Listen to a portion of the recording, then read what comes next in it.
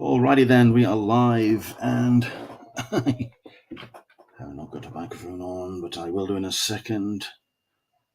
I'm not going to power up. There we go. Hello there, everybody. Welcome along.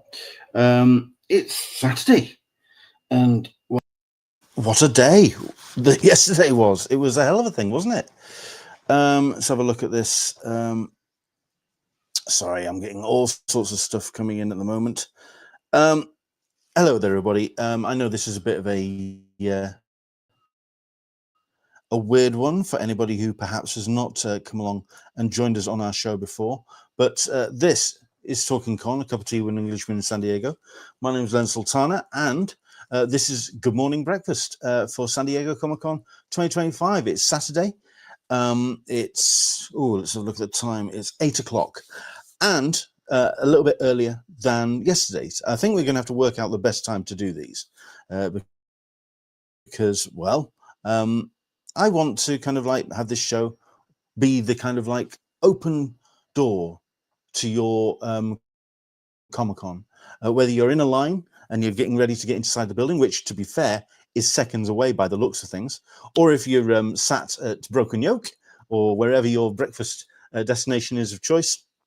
Wherever you are, I want this to be a nice little start to your Comic-Con day. We've got Andrew Dickinson who's saying welcome from Shoot 3 of Hull H. I understand that's been condensed. How's it going, Andrew? Let us know. Has it been a decent night? I mean, the thing I can talk about with Hull H is just, I mean, I have got 1, 2, 3, 4, 5, 6, 7, 8, 9, 10, 11, 12, 13, 14, 15, 16, 17. I've got about 18 different tabs open, so it's been a bit of a weird one. But considering that, I've been checking in on things like what's been going on when it comes to lines. And last night, considering that at 11:30 last night, they hadn't even finished sending out or putting out all of the wristbands in Group C, which means technically, if the line didn't get too silly between then and there, it's not, if it's not going to be a walk-in, it's going to be near as damn it. They're going to get most of the majority of the people that were in those lines into the building. Andrew, give us a bit of an update. Let us know how it's been. How was the night as well? Because it was not boiling, but it was nicely chilled. So yeah, let us know. Let us know how things are going. Oh, right, he got here at 6 o'clock. Still bands available. That's crazy. That is crazy, considering that, well, we've got ourselves, quite a busy day, to be fair. We can go through the programming, certainly for the bigger rooms, and look how things are going. Like I say, 18 tabs open, so bear with me. If things get a little bit laggy, I'll do my best to kind of keep things in check. But no, let's have a look at the official lineup. Like I say, Saturday. We've talked about this on the programming. It was an interesting day lined up, considering that you've likes of. Oh, is it getting there? Is it working out? There you go. You've got the likes of Coyote versus Acme, which is going to be the first thing through the door. Spinning Circle versus Acme, starting things off at 10 o'clock. So it's 8 o'clock now. I'd say you're going to start being fed through in about an hour's time, fingers crossed. You have an hour inside. Eddie Ibrahim will do his speech up on stage, and everyone will get themselves nicely settled. And then you'll launch into Coyote versus Acme. Now, remember, the thing about this particular project, while it was a Warner Brothers project, and Warner Brothers sunk all the money into it. Crew on, and everybody who'll the cast would be showing on. Fingers crossed. But yes, it's going to be a slightly more sedate affair. It's not going to have the money that Warner Brothers could throw at it. But I think the Coyote versus Acme panel is going to be very interesting indeed. Some really cool clips, hopefully, coming out of that particular session. Bad Guys 2. It's got its fan base, but I don't see it being a floor filler for Hall H. Obviously, Star Trek Universe, Project Hail Mary, and then straight into Peacemaker. That's where people are really going to start getting interested. Once again, Andrew got there at 6 o'clock and bands were still available. So I don't know how much of a walk-in this is going to be in, but it's going to be near as damn it, I suspect. Very interesting indeed. Hello there, Toby is joining us. Good morning to you. Once again, everything's a little bit laggy. I'm very tempted to just leave the, just show the messages on the screen there. And they're scrolling up the side, so hopefully you can see it. Project Hail Mary, obviously, is going to get a bit of an attention as well, because, I mean, you've got Ryan Gosling, who's going to obviously storm the stage, but it's a pretty big cast as well, so curious to see how that one's going to go down. But Peacemaker, of course, is what people are really teased about. All of the DC fandom are rocking up in the hope that Sean. I think I'm talking about Brother Gunn is going to be bringing something more about DC moving forward. This is their opportunity to absolutely steal Comic-Con. So it is their opportunity. But considering that what happened yesterday, it's going to be a pretty high bar to clear. You've got Entertainment's Bold School. Just go over quickly, scroll into that. Let's see if we've got any names at all. Still nothing in the programming, although we do have some change for Star Trek Universe. Let's have a quick look if there's anything that's been changed on there that I can think of. Hunter showing Picardo, sorry, Ethan Speak. Yeah, nothing really changed massive there, but I suspect we'll see some big names on stage for Entertainment Weekly's Bold School. And then you're into Demon Slayer, which, as we have seen by that massive rap that is over the Omni and by the chatter online, it's a popular brand and people are up for it. But whether is it a Hall H thing? I'm very curious to get some take off that, and let me know, please, exactly what the rumors are filled. If you are swinging by or if you're attending that panel, how busy is it for Demon Hunter? Considering that shortly after that, you will have an evening with Kevin Smith, of course, especially considering that everyone's also going to be looking to line up for tomorrow, which is, of course, the George Lucas panel, the big one at 11 o'clock in the morning. Andrew Dickinson is letting us know that Alien, Predator, and Tron were excellent. Well, I mean, yeah, I've got the video, and I would like to try and put it up on the screen, but considering how crazy I've got many tabs going up,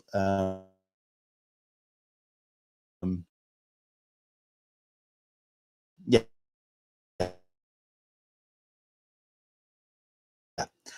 it's a bit of a stretch for me to play, although people have been very also excited. Spinning wheels on my backup, yes, there you go. Bit of a odd narrative, but by all accounts a fun experience. So yeah, really cool indeed. Predator, everybody in the room got to see the first 15 minutes of the film, which obviously from Dan Trachtenberg, who made Prey and was also executive producer on Killer of Killers. The man knows what he's talking about. And you also have that nice little add-on as well, that we are seeing an amended version of Killer of Killers, where you're going to see some Arnold Schwarzenegger and Danny Glover action at the back end of that episode, which I'm currently, or that film on Netflix, which I am currently working my way through, to be honest, because I watched the first half or the first 2-3 chapters and didn't get to the end. So now I'm going to get to experience that. Again, I'm curious to see how Hall H is going to be today. Is it going to be a walk-in for the majority of it? But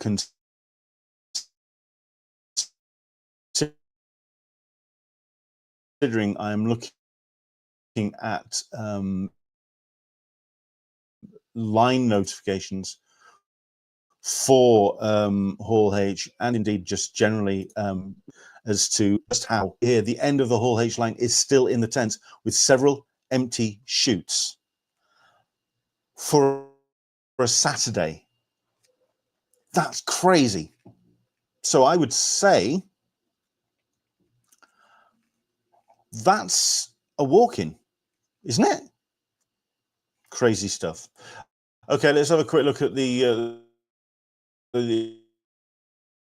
other rooms as well, because obviously there's lots of stuff happening throughout the course. Indigo Ballroom, of course, is a big room for presenter on TV, arm in arm and hand in file. One or two people feeling a little patronized by the way that it's happening, but no, that looks like a really cool panel.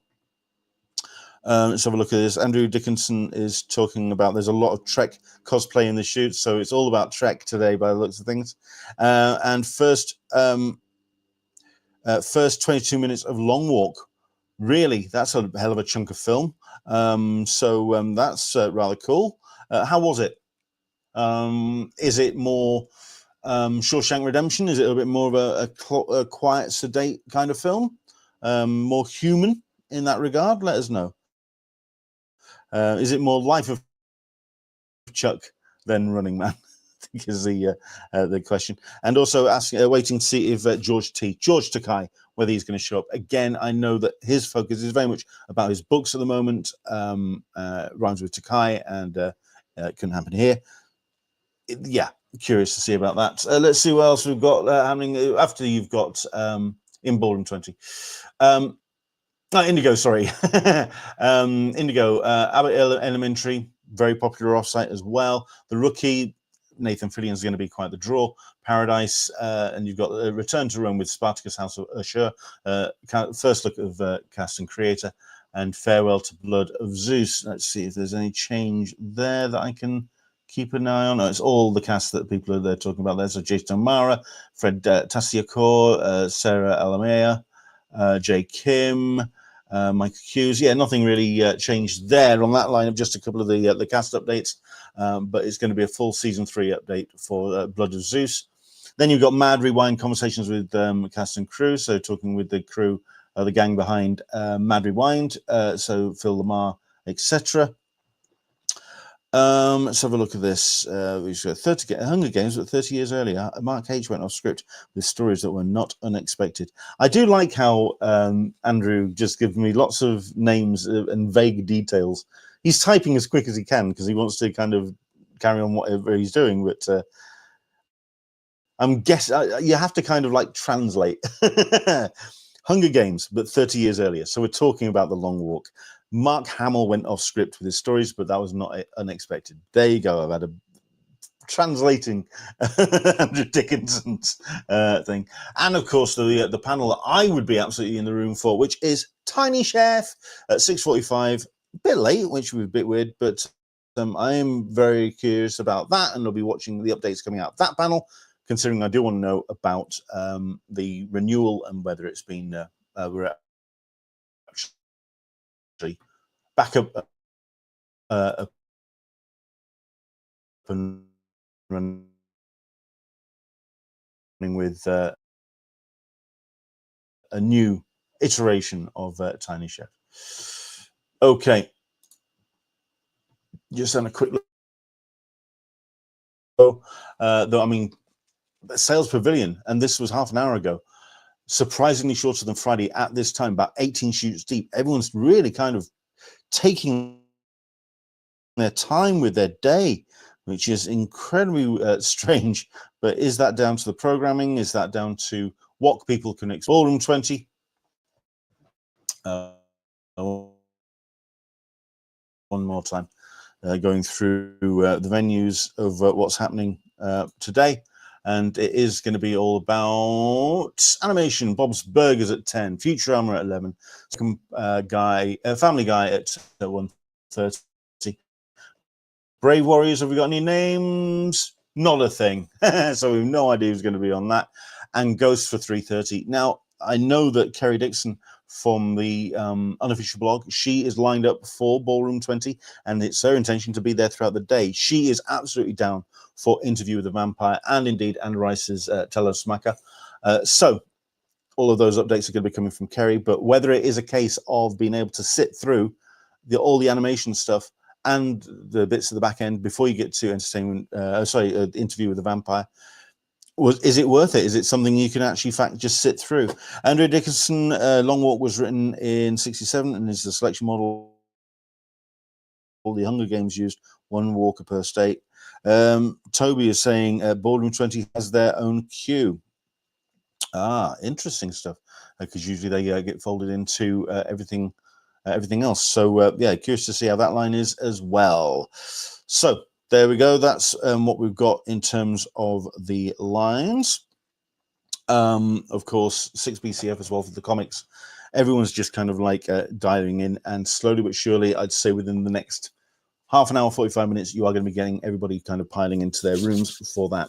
Updates for yesterday. Obviously, we've just been talking about Alien, Predator, and Tron. Plenty of stuff when it came to comics as well. So the Marvel Age of Revelation got announced yesterday. So lots of excitement around all of the titles based around the Marvel universe, especially when it comes to X-Men and Deadpool and Wolverine. Everyone's just kind of like all piled into that one. So yeah, that's really cool. Toby, some are waiting for the Anne Rice panels later on today. Are they waiting inside of Ballroom 20? And is it something that you could have waited for, or is it something you could have in fact just rocked up an hour and a half before? Because that is a long day in one room for a panel that starts at 4:30. Interesting stuff. But yes, Toby talking about the Anne Rice panel. People obviously excited about that, and obviously the big displays and wraps that are up and around downtown has really got everybody pumped for Interview with a Vampire. And is it Talamasca? That's how I pronounce it. So there we go. And I think the one of the things that I do want to talk about is last night, because there were plenty of parties, things happening. Not as many big parties as there were on Thursday night. That was when the big stuff happened. So you had the Comic Book Legal Defense Fund, mostly industry, but apparently that went down as an absolute storm. You had Peacemaker, which now Peacemaker, by all accounts, with the getting into Peacemaker, and it was, remember, this is the party which crashed an awful lot of the websites to kind of get people into that. When it actually came down to the actual show, it was a case of people just getting straight in. Really, there was no. They were calling on anyone who was loitering outside and in the who hadn't got a ticket online. And by all accounts, people were just kind of like making their way in. So great live music by all accounts, really cool. Fandom went down a storm, of course, on Thursday night, and that Brandon Routh appearance really kind of got people up and running as well with All American Rejects. Exciting night. But last night, a bit more date. Obviously the thing that I was paying attention to all the way up to 6 o'clock, 7 o'clock this morning, here in the UK, was the Eisner Awards. Jean Lewin Yang winning 3 awards and absolutely storming the Eisners. Big shock in the ongoing series. None of the Marvel or the X-Men or the Image, all of the Marvel, DC, X-Men, Image, all of the mainstream titles. So you Absolute Watchmen, Absolute Wonder Woman, Absolute Superman, all of the ongoing series ones, they didn't get it. It was given to an indie, and that was a bit of a shock. But everyone really thrilled by the selections, because it was such a broad selection, and some real talent got recognized as well. I was particularly happy at the fact that, and I've got it over there, my big copy of Artist Edition from Batman Year One got recognized as archival collection, and also got best publication design for Chip Kidd as well. So multiple award-winning book, excellent stuff indeed. We also had the best site for comic book journalism, which was The Beat, which was on that. So Heidi McDonald went up on stage and accept the award for that, and just recognized the importance of good, solid comics journalism today. So that was a really exciting thing to see. If you do want to find out more about the winners of that, head to Comic Book Couples Counseling, their feed.